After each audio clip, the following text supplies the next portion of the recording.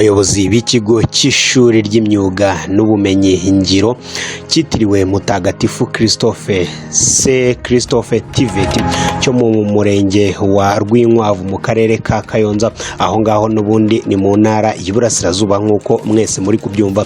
Barimo ababikira babiri batawe muri yombi nyuma y'urupfu rw'umunyeshuri wigaga muri iryo shuri bitunguranye. Aba bayobozi rero b'ishuri rya Christophe TVET School bari mu maboko y'urwego rw'igihugu rw'ubugenzacyaha RIB, aho bacumbikiwe kuri sitasiyo zigera kuri ebyiri, iya Mukarange ndetse n'iyo mu murenge wa Fumbwe. Uyu nguyu wenda kugera i Kigali niho abanga bayobozi bose bacumbikiwe nyuma y'uko bakurikiranyweho iki cyaha y'uko babigizemo uruhare rukomeye cyane rwo kuba uyu mwana w'umunyeshuri yapfuye. Abafunzwe rero barimo usanzwe ari umuyobozi w'iri shuri, akaba ari n'umubikira uyu nguyu Sere Kansine Meresiana. Uyu nguyu akaba ari umuyobozi w'iki kigo ndetse akaba ari kumwe n'ushinzwe imyitwarire y'abanyeshuri bose, nawe usanzwe ari Uwihayimana Sere Ingabire Marie Chantal. Abo ngabo bose rero bakaba bacumbikiwe kuri zira sitasiyo za RIB zigiye zitandukanye. Abandi rero nabo batawe muri yombi bayoboraga iki kigo harimo ushinzwe imyitwarire y'abanyeshuri b'abakobwa Iribagiza Benigne. Uyu nguyu nawe akaba ari muri acumbikiwe kuri sitasiyo ya RIB nyuma y'uko RIB iri gukora ibintu bigiye bitandukanye, harimo kugenzura neza icyaha bakoze kugira ngo babe bagezwa imbere y'ubutabera. Ndetse hari n'uwitwa Mpambara Jean Baptiste ushinzwe icungamutungo muri iki kigo cy'iri shuri riherereye hariya mu karere ka Kayonza, aho umwana nyuma yo kunywa ikigage yahise apfa.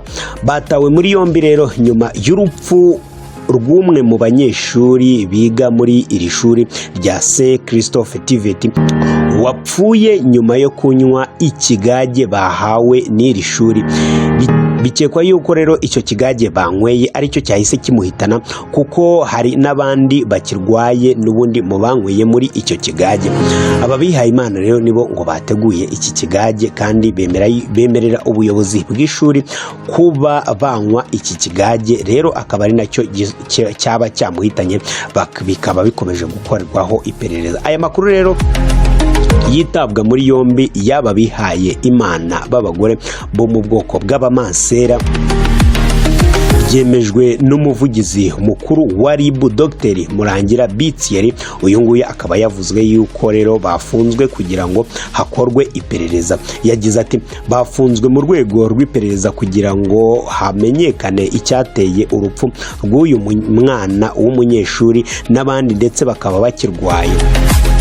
Rero ni muri icyo gihe umubiri wapfuye uyu munyeshuri n'ubundi wajyanywe muri Rwanda Forensic Institute kugira ngo ubanze ukorerwe isuzuma hamenyekane neza icyaba cyamuhitanye. Urwego rw'igihugu rero rw'ubugenzacyaha ruvuga ko aba bayobozi babiri